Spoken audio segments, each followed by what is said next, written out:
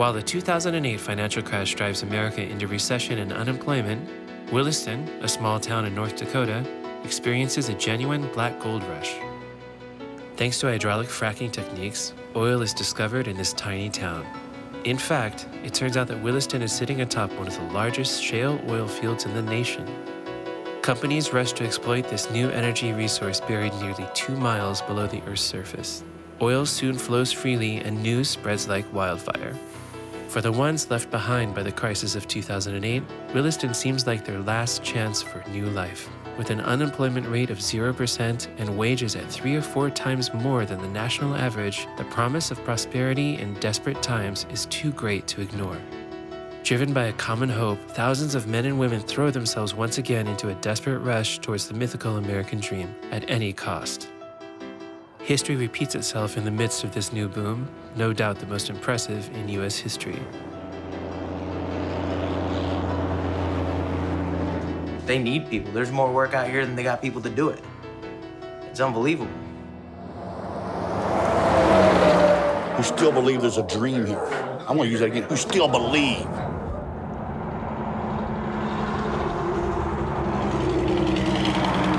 It was like a gold rush. It is very, very similar to a gold rush.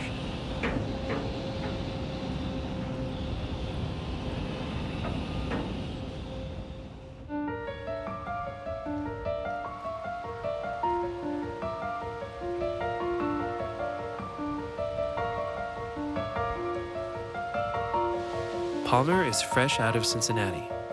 In 2012, after being unemployed for months, he hears about the boom happening in Williston. Hey, doggy. At first, he works for an oil company, but soon his desire for independence takes over and he sets up his own service company. We bought the company and we had a sweeper truck. And the situation in Williston went from a manageable situation where I would get like some sleep at night and I could like keep up with like daily activities like taking showers every day to like an all-out sprint trying to like keep up with so much work. It was amazing. Go from one job to the next, to the next, to the next, to the next. As it is now, right now, I have not taken a full day off in over 9 months. And I'm very thankful. I'm not complaining one bit. I'm very thankful for the money and opportunity here. It was like someone who had been starving for years for like money to like all of a sudden there's like a all you can eat like buffet. And all you have to do is go out there and get the work done and people give you money to do it. It was amazing. This year, I'm probably going to be making around $250,000. There's a lot of work involved, a lot of work. It's 24 hours a day, 7 days a week. Well, I guess I should get back to work. We are in an inhospitable land full of contrasts. Before the boom, Williston was a small, conservative agricultural town, and in many ways, this aspect seems untouched. Everything has its own place, including boredom, emptiness, and silence. The streets are practically deserted.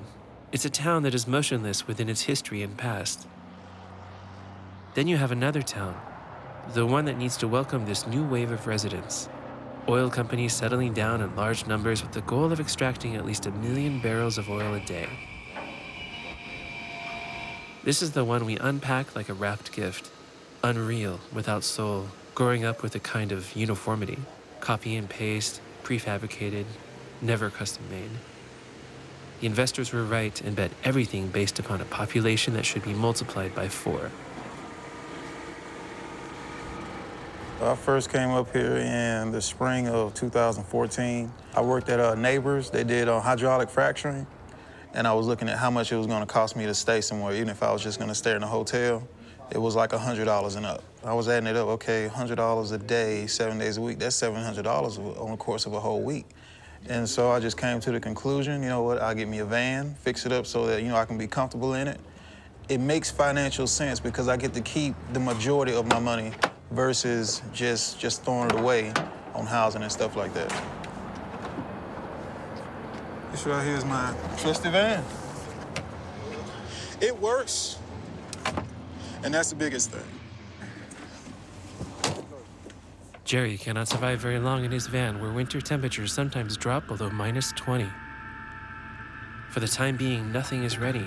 Everything has happened so quickly, it's very hard to find a place to live. Makeshift housing known as man camps line up by the hundreds on the edge of town or close to drilling sites. These dormitory towns, built by necessity on empty lots, offer rates between $100 and $150 a night, 2 meals included.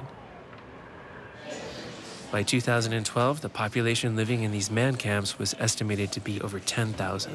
You have guys from Atlanta, Florida, Nevada, Chicago, Cleveland, you name it, I've seen a license plate, you know, everywhere, you know.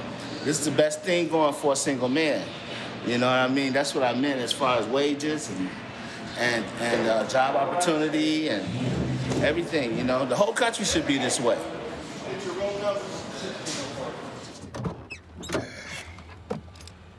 Yeah, got it.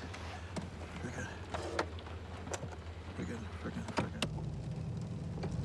This place will put like a stress on you. It'll put a weight that you'll be carrying around on you, and you won't really realize it. And when I went home and came back, I noticed it. That weight, that pressure, that whatever you want to call it, it builds up over time for being up here. You wouldn't come up here unless there's some reason for you to come up here. You know, nobody was moving up here in 2000. Nobody was moving up here in 2001 or 2002. It wasn't until, okay, I can gain something financially. I can improve my situation. I can better my status, my situation, or the level that I'm at in life now. And that's what the oil field up here really brought to a lot of people who were smart about it and saved their money. Because I'm telling you, man, I've seen a lot of folks crash and burn up here. There's not much up here to do to keep you busy, focused on something else, you know, keep your time occupied. You know, it's really allowed me to save up all of my money, and I'm in a position where, you know, I can go back home and buy me a house cash. I just like the sound of that, dude. I could go back home and buy me a house, pay cash for a house. Not a car, but a house.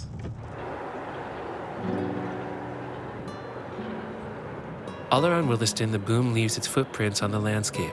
The vast desert plains are covered for good by these horse heads for as far as the eye can see, swinging slowly to extract the black gold from the subterranean depths. It became urgent to build 4-lane highways all around town in order to accommodate the lines of trucks transporting all kinds of pipes, beams, sand, and water used in fracking.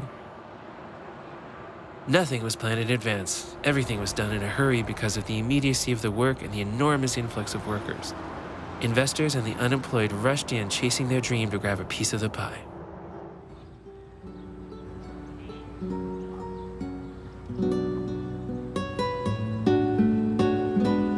I have a German gun, Austrian gun, Italian and American, and my rifles, just in case I need to kill someone. Most Americans have guns in their house. And at the foot of my bed is a Bible. Most of my adult life was spent in universities doing teaching or research. I went to the University of Maine and got several degrees there in agricultural engineering, information systems.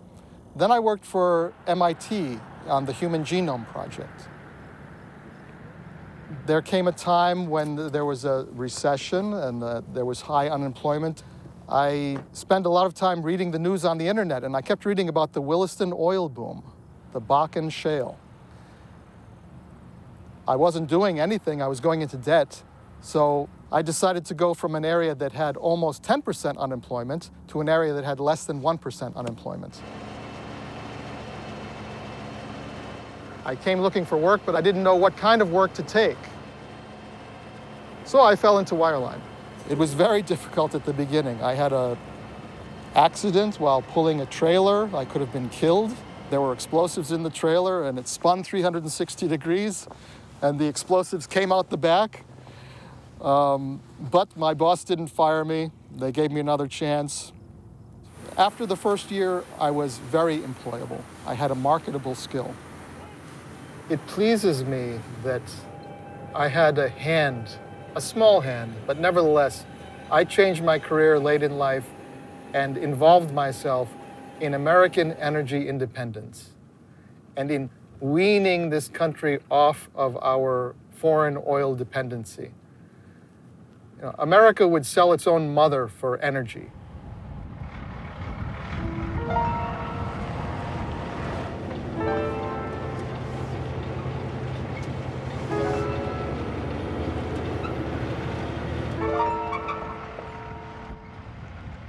I live in St. George, Utah. My family's down there. I needed to come up here to make some money to pay off debt and stuff. We're getting there.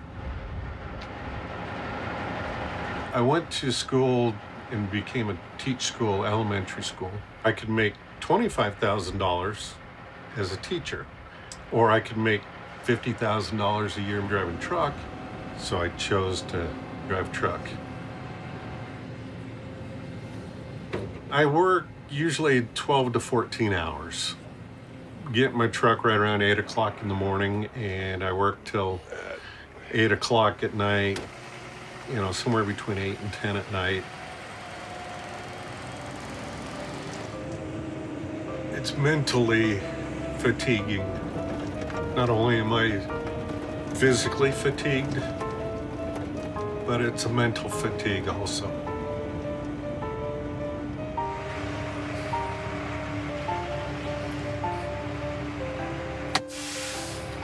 Now this is the moment that I like the best. Reach down, turn off the key, everything stops vibrating, all the noise goes away, and it's the end of the day.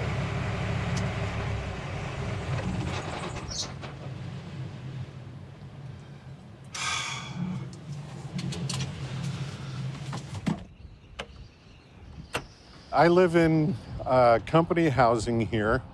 It's provided by the company. I have to share a 35-foot RV trailer with a 350-pound guy.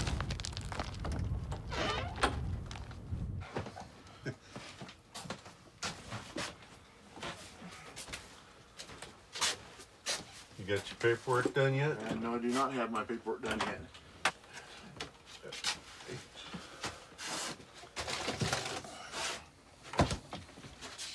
Got frozen meals in the freezer.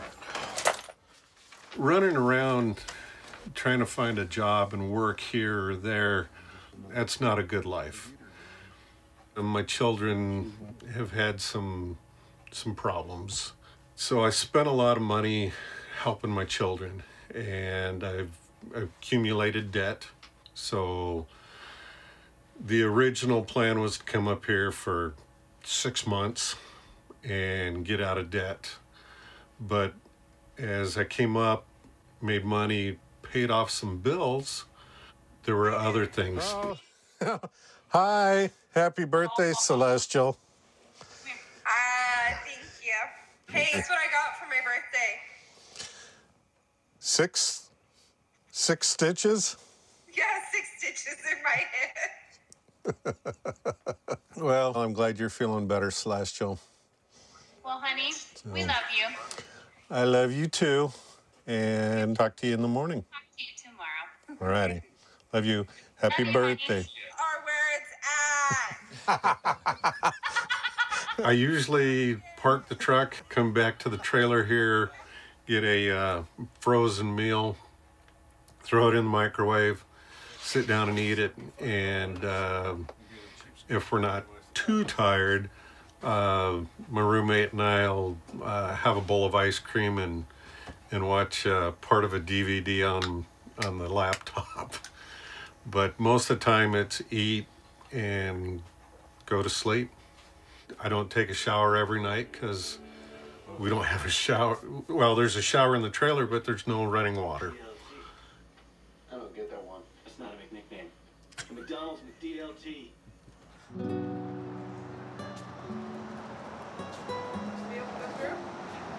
this boom has not solely attracted oil workers. It was an opportunity for people like Jeff and Constance to change their lives and to open a small business. Before I moved to Williston, I was in the healthcare industry. I'd been a hospital administrator for several years in Kansas. My project was going to go live, and I wanted to be with my family first. And I remember talking to some people, was talking about Williston and about North Dakota and the oil boom. There was a lot of oil out here, and there's a lot of jobs, and there's a lot of opportunity for business. Williston seemed to have the best opportunities for us and my family. And so we drove up, took a look, and we realized immediately there was a huge opportunity out here. So many people out here. There must have been at least 30,000 people going through here, and there were only 5 restaurants at the time. And then we looked a little bit closer and said, okay, what skill sets do we have that would be a good fit for this? And we thought that maybe a donut shop would work. So many other businesses have done here, and the old timers, they all think that foreigners come in here to take their money and then go back home. They don't think we're like that. And I think that's one of the big reasons we've been successful. It's not just a business for us, we are part of the community. If we were embraced by the community, they supported us, they definitely did, they helped us out. We are part of it, and we've always contributed.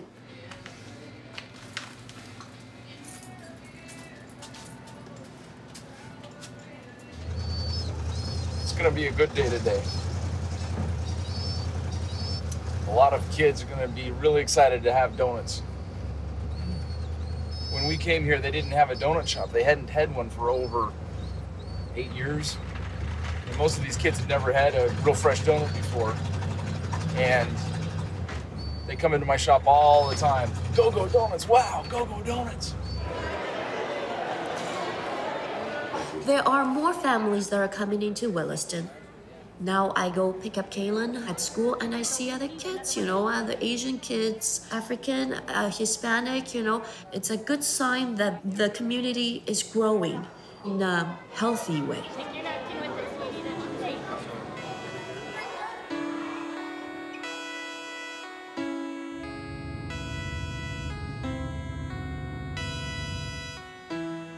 Craig lives in Bozeman, Montana, a small town 600 miles away.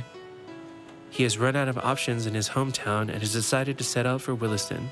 He knows he will not see his wife and 2 kids for several weeks. 8 long hours behind the wheel with the hope that he will find work when he arrives. When I leave my family like this, I usually feel, well, pretty lousy at times. There was one incident years ago where my daughter was just in tears as I was leaving, and it's like, it's hard. It's not fun, it's hard, but it's what has to be done.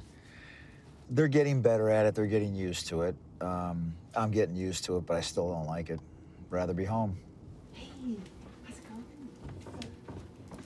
Craig has been away. He's usually gone. It could be anywhere from about 4 weeks to, this last time was 8 weeks. Really? We didn't see him for about 8 weeks. And then he'll come home for about a week or so. I think it's been the hardest for the kids because they've told me that they feel like it's a broken home. You know, it's almost like we're divorced because we see so little of each other. So it's just been really hard for them. This is very similar to living on a ship or being on a boat. You're gone for months at sea, you come back and you see the family for a short period of time and then take off on your ship again. It's a great analogy. It's exactly what it's like, so. We've all talked about this, and I think we could do with a little less so that he could spend more time with us and be more of a family. So I think I would rather have that happy family over some of the stuff that he tries to provide for us. Not watching my kids grow up, it's difficult. Been doing this almost 5 years now. There's no doubt about it, but it's what we have to do.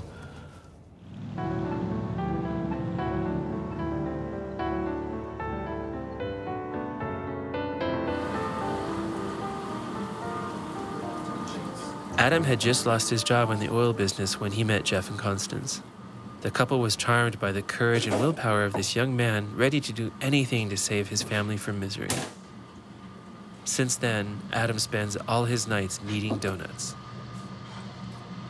I'm doing 3 jobs right now, working every day, so trying to get some money. I want to relocate my family up here.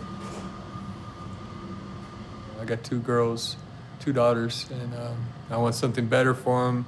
Where we live in Southern California is not a very nice place to live, so it's a lot of crime and a lot of gangsters and stuff around, so I think North Dakota would be a better place to raise a family.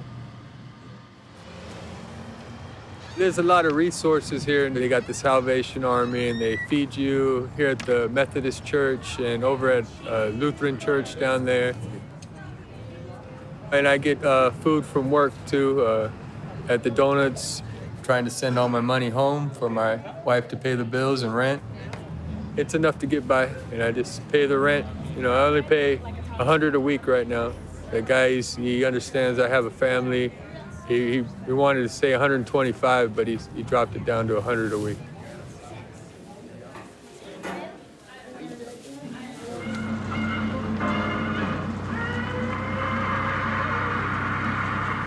The American dream is something you can always chase. I really believe that. Even during the recession, there were still opportunities around. You just got to look for them. You got to be willing to move, to change, to get going and go chase it, go do it. Now, a lot of people won't do that, but the ones that do will usually come out ahead in the long run. Because our country never is stable across the whole board. That's very rare to have all 50 states doing well. It's also rare to have all 50 states doing poorly. So we're always moving around. That's part of our national character, to always find new opportunities wherever they may be.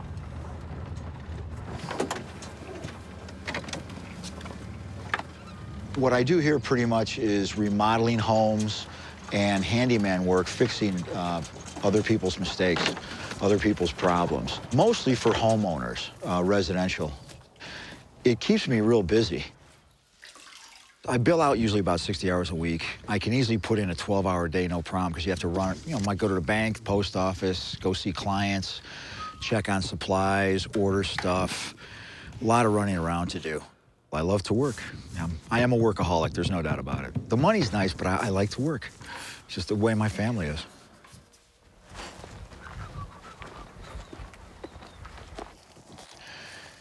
These are some of the old cattle pens and corrals here. Some of them have fallen apart completely. But this is where they bring in the cattle to brand them, have the calves, have the vets work on them and stuff. But, like you can see, they don't use it anymore.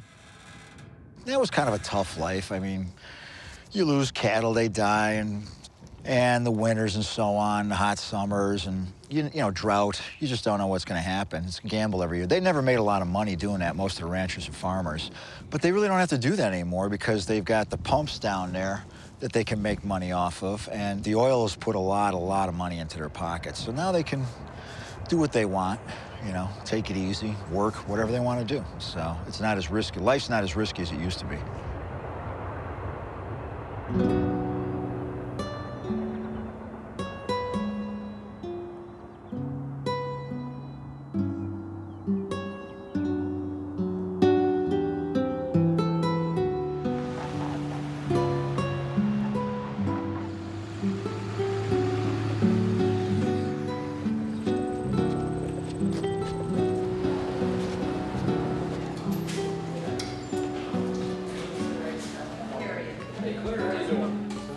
You don't meet many people that are from here.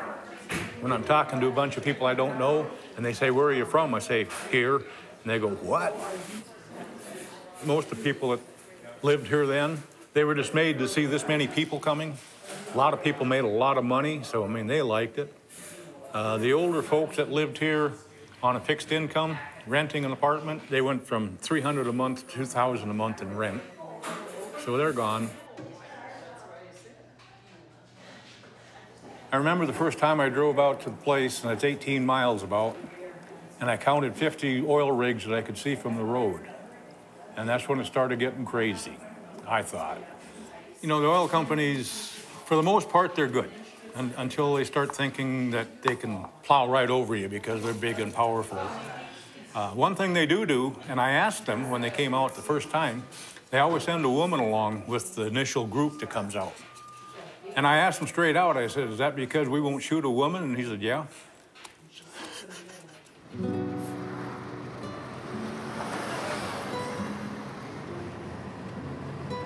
We never locked the house. Now I got to take the key out all the time. With my pickup, we lock the house. We have an alarm system in the house. It changes just about everything.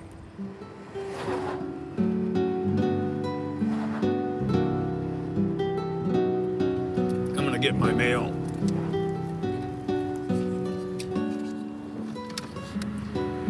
Now we're getting more and more neighbors.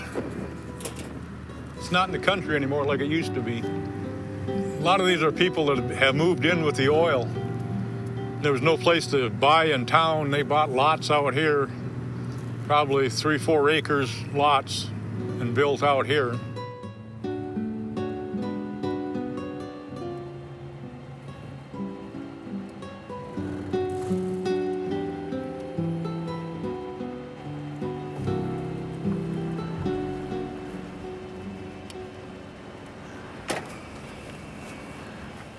Well, this is the pad on our land.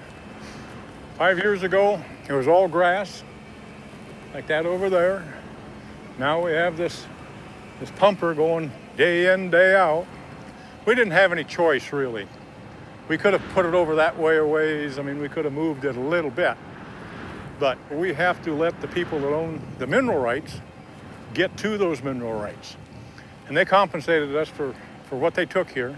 But the company built it, and we have it now for, next 40 years, I'm guessing. I don't know. My house up there, from there we used to have a beautiful view.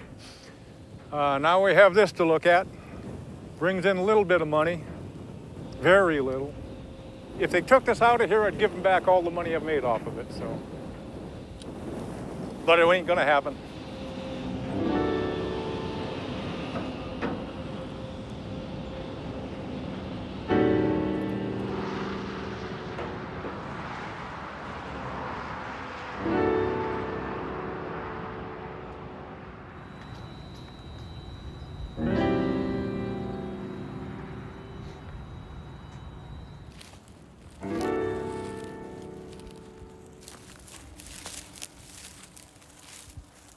Someday, when the oil is all pumped out of the ground, they will come back here and level it out and turn it back into farmland. But that's, like I say, that's going to be out of most of our lifetimes. It'll be out of mine for sure. You have nothing to say about where? Well, I shouldn't say you have nothing to say. You can suggest, but they don't have to listen to you. You have no legal say in it, put it that way. So yeah, they can put it wherever they want. They don't need any of your permission. If our oil industry follows the proper practices, I don't think we'll have a problem. But there's always that if, and if they don't, then we could have an issue. And the biggest issue would be to groundwater, as I see. And when we live out here in the rural areas, most of us depend on wells for our drinking water and all the water we use in our homes. So if that would happen, it would be a very bad thing. Hydraulic fracturing job, that's where they pump the sand, the fluid, and the other chemicals, because they use acid is one. They use a chemical called bio. Bio, it kills all biological elements. So when they pump that off into the ground, any kind of bacteria is gonna kill it. Any kind of living organism of any kind, it kills it. Because one of our guys, he got some of it on his hand, and like the stuff just swole his hand up real bad, because that's what bio does. Bio kills biological anything. I'm pretty sure it's ruining the water. I'm pretty sure it is. It's just like nobody drinks the water out of the tap faucet from North Dakota. I think everybody drinks bottled water. It's just like if you ever drunk water out of the faucet, like it's nasty. It's pretty nasty. When we're fracking, no oil or grease is allowed to be spilled on the ground. If you make a mistake and you drop 1 cup, you have to clean it up and take it away with you. It's not polluting North Dakota. The air is clean, the water is clean. This is privately owned land, this is not government land. And unless the Environmental Protection Agency finds scientific proof that there is real pollution going on, they won't be able to shut this down. And so far, there is no proof. There is just propaganda.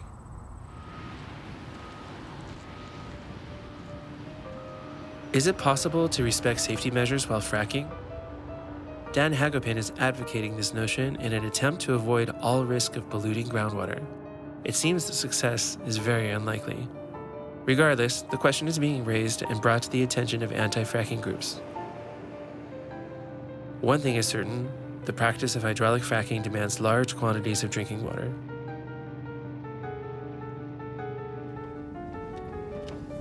Ken Young is the owner of Eclipse Services, a company that facilitates the shipping of water for fracking through pipelines and provides water storage in its huge tanks as well. These tanks are used to hold water for the fracking. They hold 35,000 barrels, and so they'll pump water from one to the other until eventually it's pumped over to the frack and down the hole. It's fresh water. The water that's running in here is coming out of the city water line, so it's all clean water. You know, they'll spend millions of dollars on water for one frack. Is one of the biggest expenses on one of these wells is the frack. Well, the water after the frack, they just flow it back out of the ground and they haul it off to a disposal facility. Right here, this is called a flare. Natural gas comes up with the oil, and so they have to get rid of it. So they just burn it off right here. The oil comes out of the pump jacks, goes underground to the treaters, and there it separates the oil, the water, and the gas. This site here produces more water than what they can pipeline out of here, so I have to come in with a truck and truck it out and take it to a disposal facility.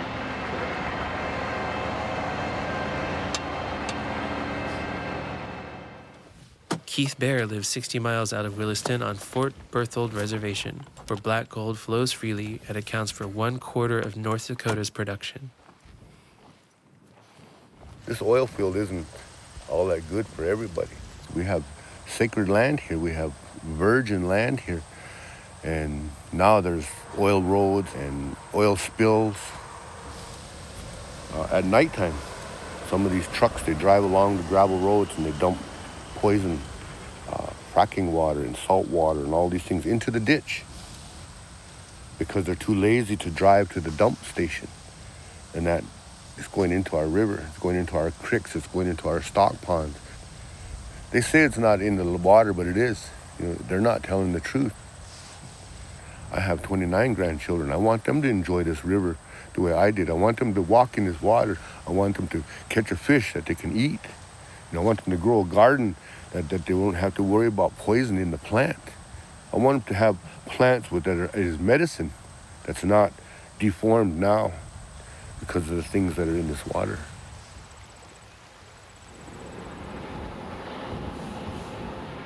Oil workers are best suited to judge the eventual pollution risks caused by fracking. Unfortunately, this problem is not a priority. They are in survival mode. First and foremost, they are in need of work. During the drilling phase, radioactive debris brought back to the surface is a major risk for workers and the environment. Some companies clearly are not concerned and do not hesitate to dispose of these toxic materials into wild dumps. Specialty teams are left to ship them back to suitable treatment sites.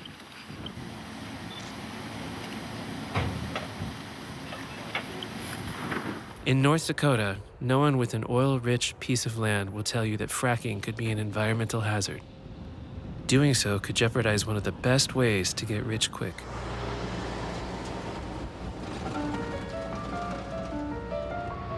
Of course, all beautiful stories have an end. Right around Christmas 2014, all signs turned red thanks to Saudi Arabia. The staggering fall of the price per barrel of oil will put an end to the moment of euphoria that saw the U.S. rise among the first producers of crude oil, thanks to shale oil.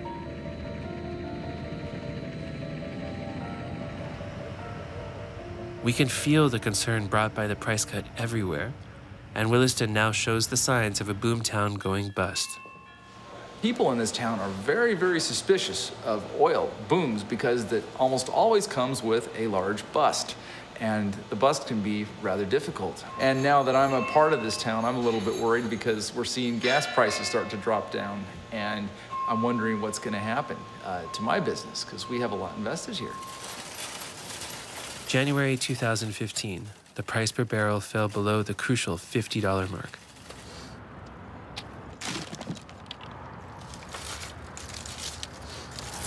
In this little town here, Williston, is a major reason why the price of oil around the world is coming down, because the OPEC countries, Saudi Arabia leading them, they're very scared by the developments in hydraulic fracturing.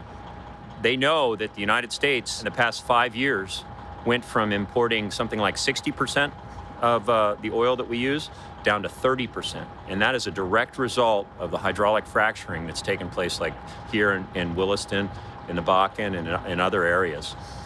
They want to put these companies out of business. Even if circumstances are worrisome these days, activity has not stopped. After digging 10,000 wells, we still need to extract the millions of barrels lying beneath the Bakken. This situation brings happiness to the ones working for service companies, but it is devastating to the oil workers who are no longer needed. They are thrown out into the streets without pity. They must decide whether to go back home or stay in Williston looking for new jobs.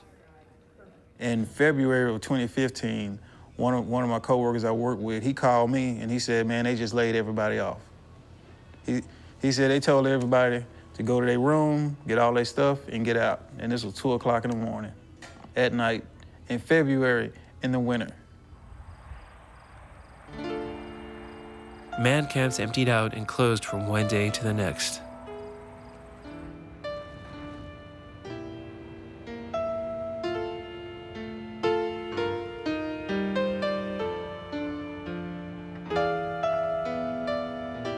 These dilapidated barracks will probably pollute the landscape for years to come. Construction sites were abandoned by the dozen and left to rust and decay.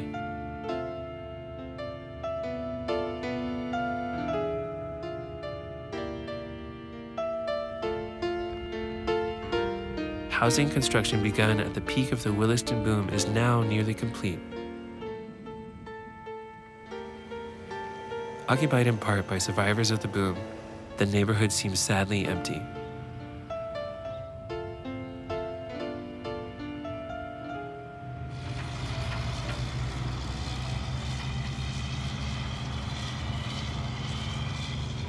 Even with the downturn in the economy, the oil prices, I can still make more money than I can back home.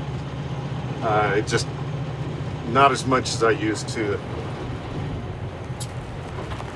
I consider myself fortunate because I still have a job. I was talking to a friend just yesterday and he got laid off. So he's got to go back to Louisiana to find work because there are not too many people hiring up here right now.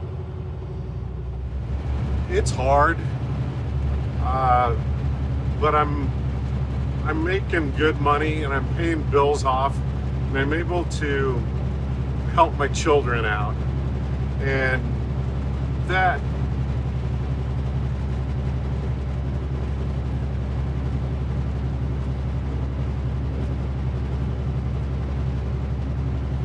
my children are very important.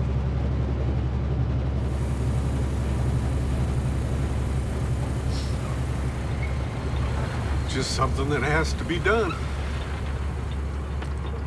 You know, it's just like this job too. You know, 2 nights ago I wanted to go home. I was tired, but there was high tanks and we had to haul the water, otherwise the wells shut down and people get upset. So you do what you have to do.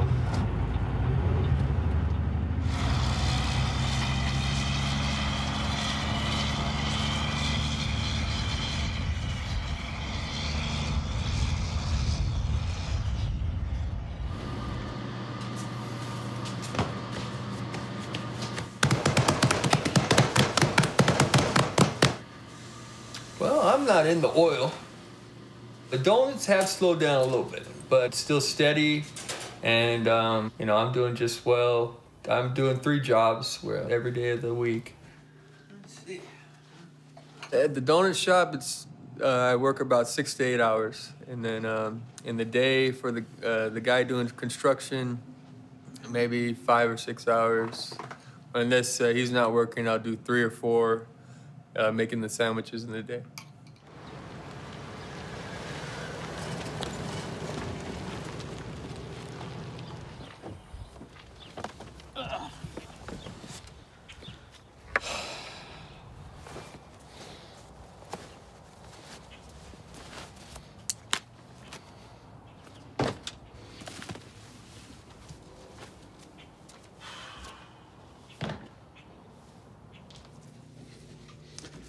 I rent this place to Adam for only $350 a month. He has the whole downstairs to himself, which is a little bit messy. I cleaned it up.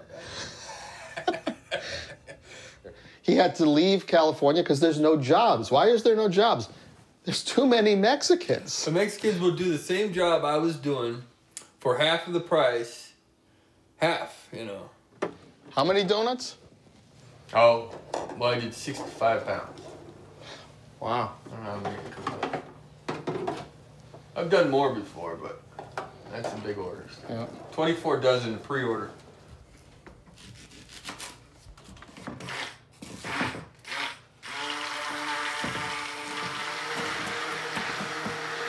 I've been encouraging Adam to save some money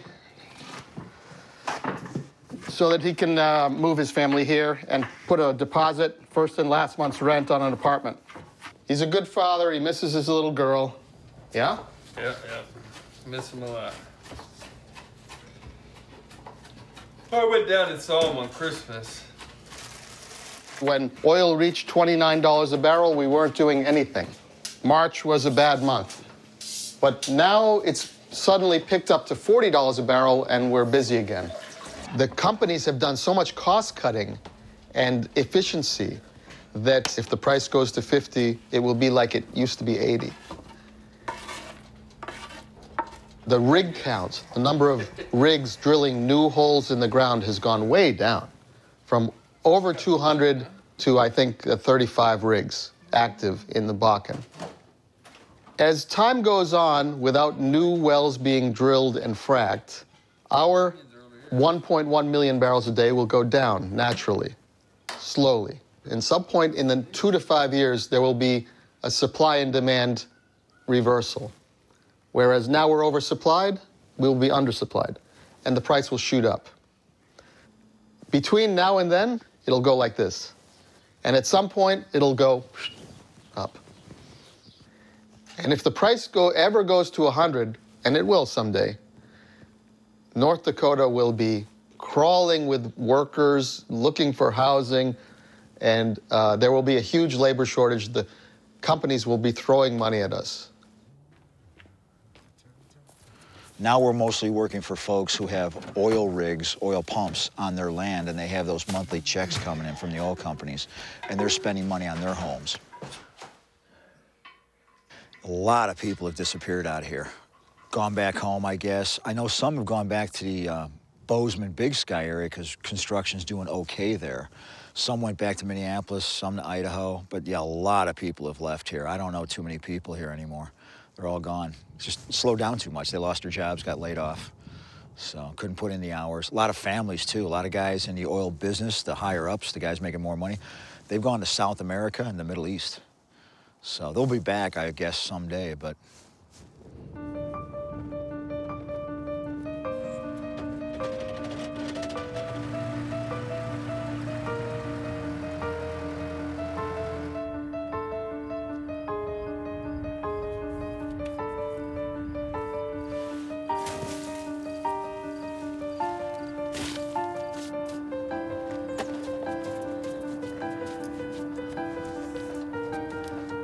So that's the general process,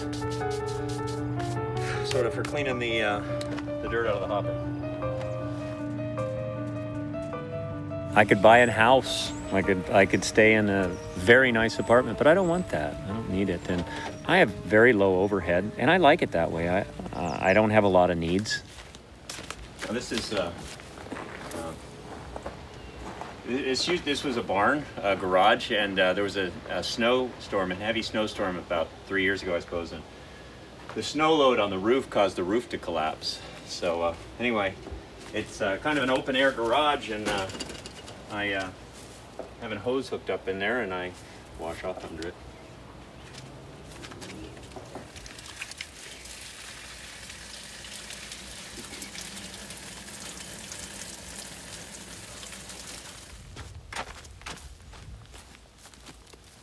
The oil industry has changed dramatically, and I don't like to see that. I see companies going out of business and people being fired and laid off and loading up U-Haul trailers and heading out of town, and it's sad. It hasn't really affected me because we service the infrastructure that has been built, and once that infrastructure is built, it still needs to be maintained. I'm very thankful for that. Set up a chair up here for you guys.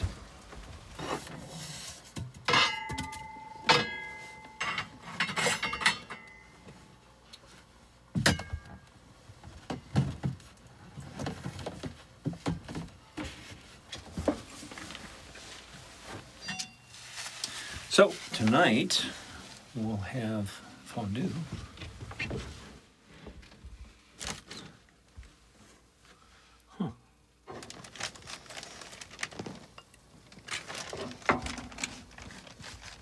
Kind of a last-minute rush. But it's nice to have the company. I actually enjoy it. As I said before, you're really, outside of a former girlfriend that came over a couple of times, you're like the only visitors that I've had here in the over 4 years that I've been in Williston. I used to be far, far, far too interested in girls. And that, like politics, I've come to realize, well, politics is a scam. Girls are just problems.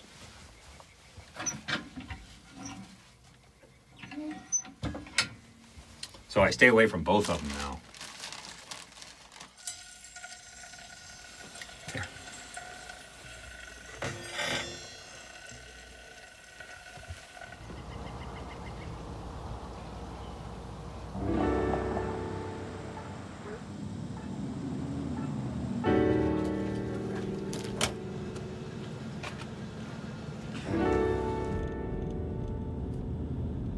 This gas station over here, we used to deliver to them 3-4 dozen donuts.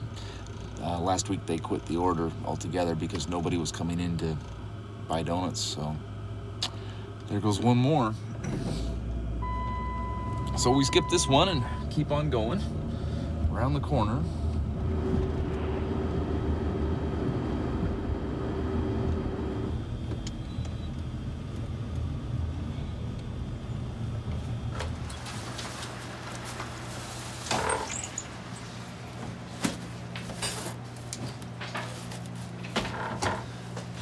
How's your morning going? Not good. No feeling. Hey, thanks. Thanks, Jeff. Cindy, the owner of the manager of the store there, her business is down so far that she's had to take on a second job now, so she sells cosmetics to women here in the oil field. We gave up a lot to come up here, but we thought it was going to be best for our family. We thought that the oil boom would be here for at least another 15 years, and that we would be able to make enough money to pay for our kids to go to college. The American dream is changing. It's not what it used to be, and it's a tough reality to deal with.